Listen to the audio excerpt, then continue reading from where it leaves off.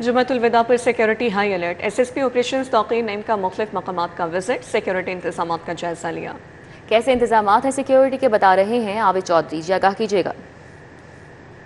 आज रमज़ान मुबारक का जुम्मतुल विदा है, जिसके लिए फ़र्जंदान इस्लाम की बड़ी तादाद इस वक्त मसाजिद, इमाम बारगाहों और इज्तिमात का रुख करी। तो ऐसे में लाहौर पुलिस की जानिब से भी सिक्योरिटी के इंतहाई सख्त इंतजाम किए गए हैं। SSP ऑपरेशन तौक़ीर नईम ने शहर के मुख्तलिफ इलाकों में जो है वो विजिट करके सिक्योरिटी इंतजाम का जायजा भी लिया है। इस वक्त SSP ऑपरेशन हमारे साथ मौजूद हैं, उनसे जानते हैं कि सर बताइएगा ओवरऑल लाहौर में सिक्योरिटी के क्या इंतजाम। जी बिस्मिल्लाहिर्रहमानिर्रहीम। आप जैसे सबको मालूम है कि जुम्मतुल विदा है और बहुत बड़ी तादाद में लोग मसाजिद में इबादत के लिए आएंगे, तो उसके लिए लाहौर पुलिस ने भरपूर सिक्योरिटी का इंतज़ाम किया है। हमारे 5100 लोग जो हैं वो तमाम की तमाम A कैटेगरी, B कैटेगरी और C कैटेगरी की मसाजिद की सिक्योरिटी करेंगे।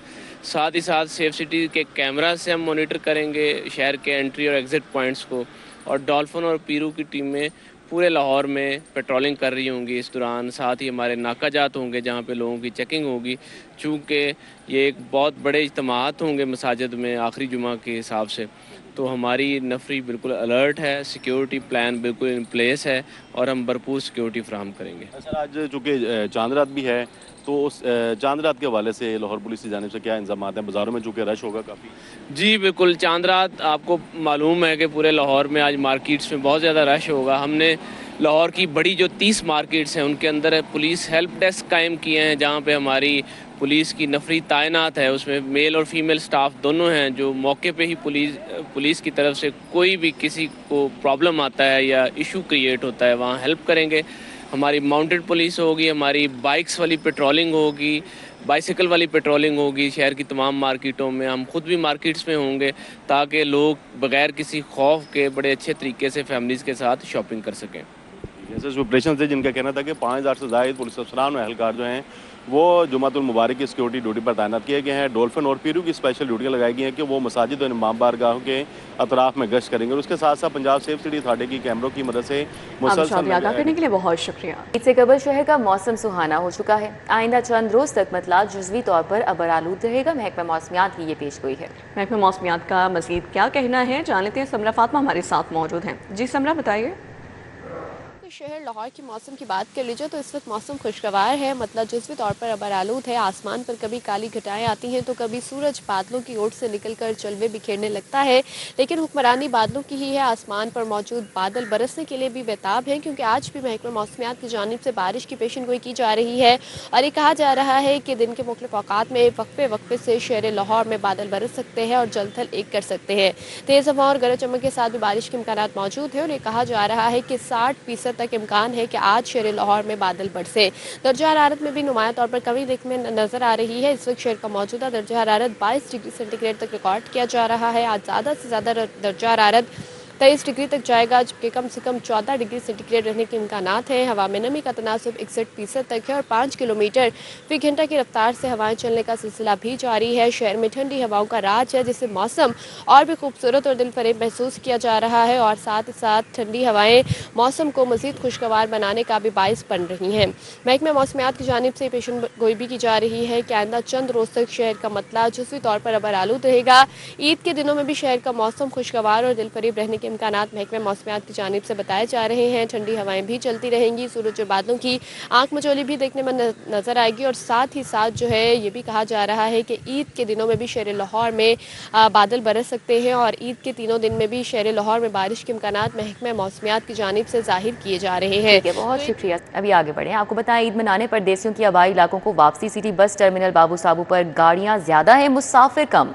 बस अड्डे पर मामूल से भी कम मुसाफिर मौजूद हैं। परदेसी आबाई इलाकों में जाने के लिए लारी अड्डे पर मौजूद हैं। लारी अड्डा किराए बढ़ने और टिकट्स ना मिलने से परदेसी परेशान हैं। तलहा अशरफ हमारे साथ हैं, लारी अड्डा पर वो मौजूद हैं, उनसे सूरत हाल के हवाले से अपडेट्स लेंगे। जी तलहा। जी बिल्कुल, इस वक्त मैं लारी अड्डे पर मौजूद हूँ और कल की निस्बत आज रश थोड़ा कम नज़र आ रहा है, लेकिन अभी भी काफ़ी शहरी ऐसे हैं जिनको कल टिकट्स नहीं मिली और बसों में जगह नहीं मिली, जिसकी वजह से वो आज सफ़र करने पर मजबूर हैं। और उनकी यही कोशिश है कि जल्द अज जल्द अपने आबाई शहरों को पहुँचा जाए और अपने प्यारों के साथ ईद मनाई जाए।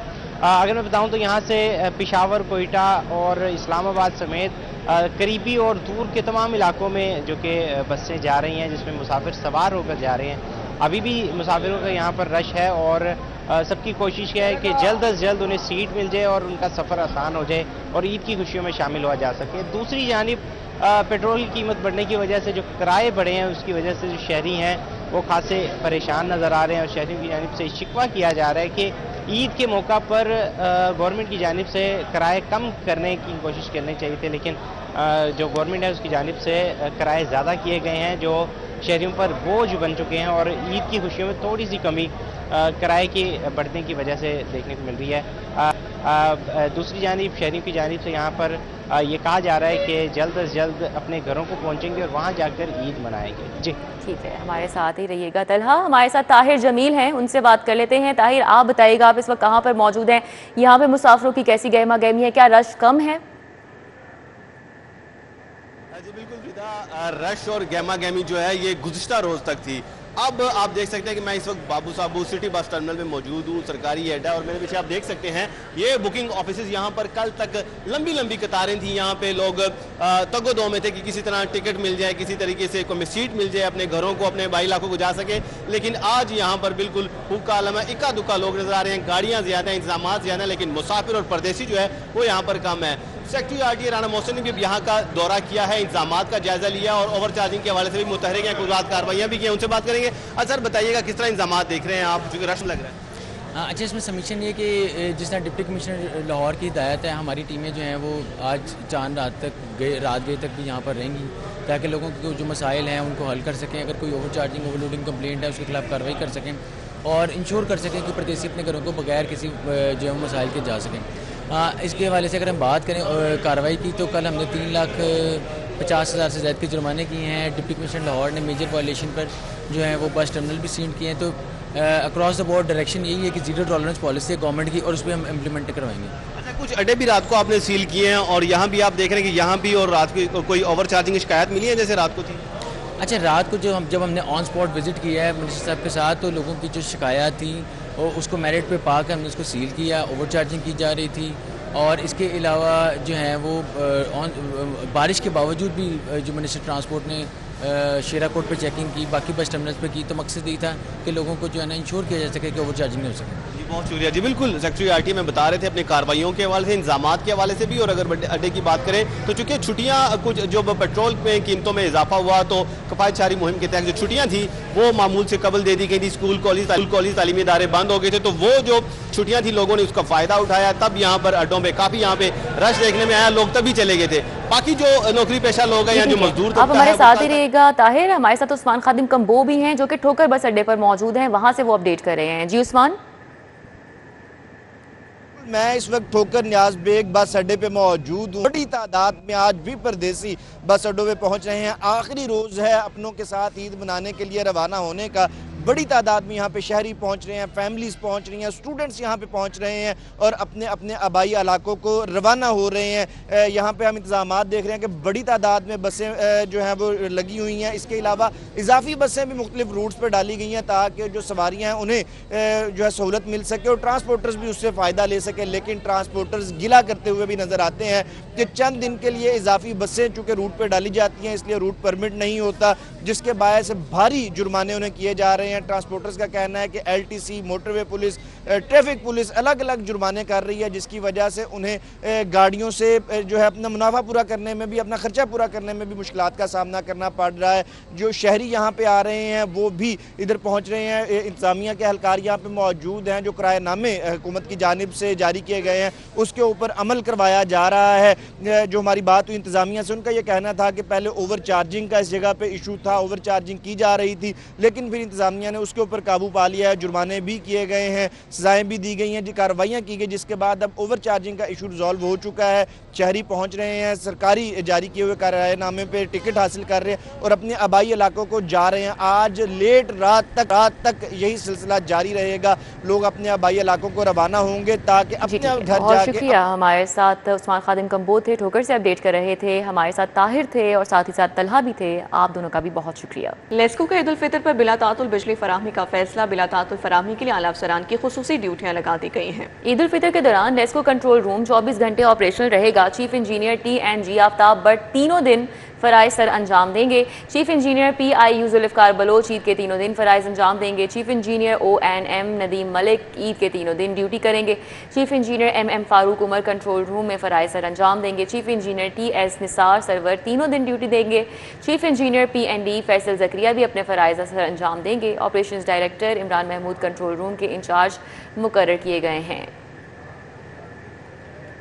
पंजाब में VVIP प्रोटोकॉल स्टाफ के लिए बड़े माली मराआत पैकेज मंजूर कर लिए गए हैं। मज़ीद पैकेज के हवाले से तफसीलात जानेंगे। अली रामी हमारे साथ मौजूद हैं। जी अली रामी। ये डिपार्टमेंट है प्रोटोकॉल का। इसका काम यह है कि जितने भी VIP शख्सियात हैं, वज़ीर आला या दीगर आला हुकाम हैं, उनको प्रोटोकॉल की ड्यूटीज़ सर अंजाम देने के लिए ये डिपार्टमेंट जो है बनाया गया। तो इसका मुख्तलिफ अमला होता है। अगर कोई VIP शख्सियात बाहर से आ रही है तो उनको प्रोटोकॉल दिया जाता है। तो इनकी तरफ से डिमांड थी कि इनका एग्जेक्टिव अलाउंस जो है वो 150% उसमें इजाफा किया जाए। तो इस पर यह मामला काफ़ी देर से इल्तवा का शिकार था। तो और इसको रिसेंटली अब काबीना की तरफ से बाकायदा इसकी मंजूरी जो है वो दी गई।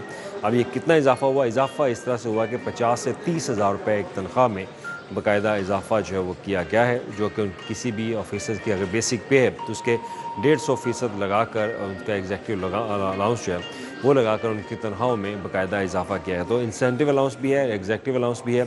एग्जेक्टिव अलाउंस के जो बड़ी पोस्टों पर तैनात ऑफिसर हैं उनको होगा, और जो छोटे ऑफिसर हैं उनके लिए इंसेंटिव अलाउंस जो है वो लगा दिया गया है। और इसका मकसद सिर्फ ये है कि जो मराद दीगर आला अफसरान को दी जा रही हैं, ये सेक्रेटेरिएट के मुलाजमीन को या अफसरान को दी जा रही हैं, वही मराद जो है वो प्रोटोकॉल ऑफिसर जो डिपार्टमेंट है उनको दी जानी चाहिए। तो इसमें पंजाब में जो प्रोटोकॉल के मुख्तलिफ ऑफिसर जो है वो काम कर रहे हैं इस वक्त मुख्तलिफ डिपार्टमेंट्स के अंदर। बहुत शुक्रिया अली रामे।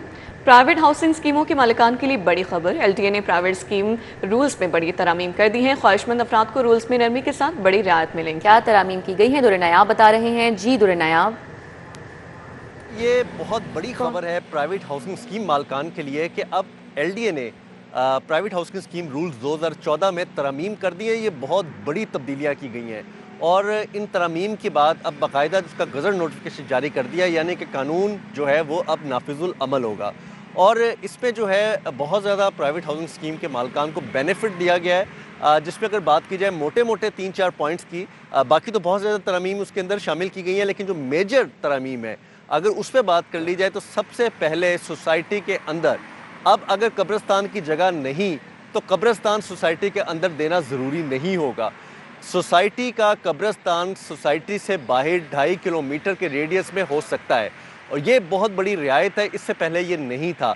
उसके बाद कब्रिस्तान के लिए बफर जोन जो है उसमें जो एडजेसेंट लैंड है उसके मालकान से पहले NOC लिया जाता था, अब वो NOC की शर्त भी उड़ा दी गई है, यानी कि अब मालकान जो आसपास बफर जोन में लगेंगे कब्रिस्तान के उनसे NOC भी रिक्वायर्ड नहीं होगा।